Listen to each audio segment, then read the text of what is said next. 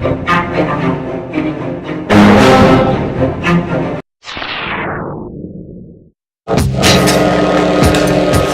screenfiles.com and review. What I'm talking about today is the second season of the OA, which, by the way, I don't think this was the case with last season, but Brad Pitt is an executive producer of this. It's via his Plan B production shingle, so that's pretty interesting.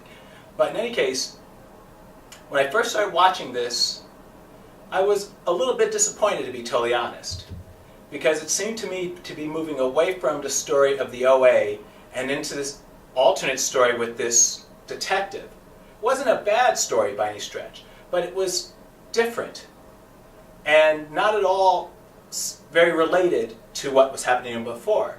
But as you watch, you notice that there are plot threads. There are three main plot threads. You have the detective story, you have the OA story, and you have the story with who I like to call the Scooby Gang, which were those young people who had encountered the OA in the first season, and they're trying to work their way to her via a quest across the country to the Treasure Island, I believe it's called.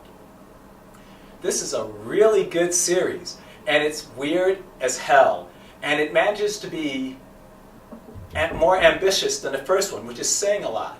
There's nothing quite as shocking as the 5 movements, but it's pretty interesting nonetheless. It's a lot of fun. There was something a little weird about it, though.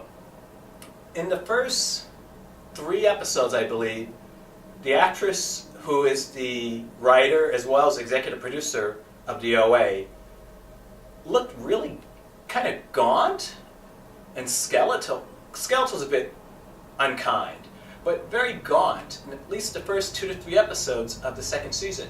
And yet in the 3rd episode, she looked ravishing. It was really odd. I don't know if that was deliberate or if perhaps to represent the idea of the woman whose life she's kind of appropriated coming to the fore. It was pretty interesting, though I don't know if it was deliberate. Another thing that initially bothered me as well was that this is like a continuation of Travelers, the Netflix series which they canceled, in that they actually call them travelers on the OA.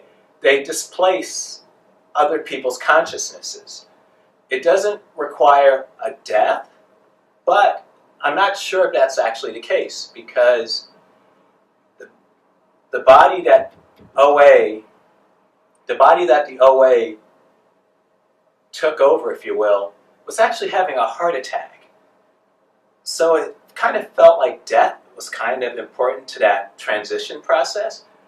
So I'm not sure about that either. I mean, I kind of rolled with it after a point, but it struck me as a bit unoriginal considering how original and innovative the first season was. But don't let that get in your way of watching the second season. The second season is really clever and interesting and innovative, just in different ways. It's interesting how they didn't rest on their laurels, because if they wanted to follow my expectations, what they would have done was essentially the same show, just change the setting and that type of thing.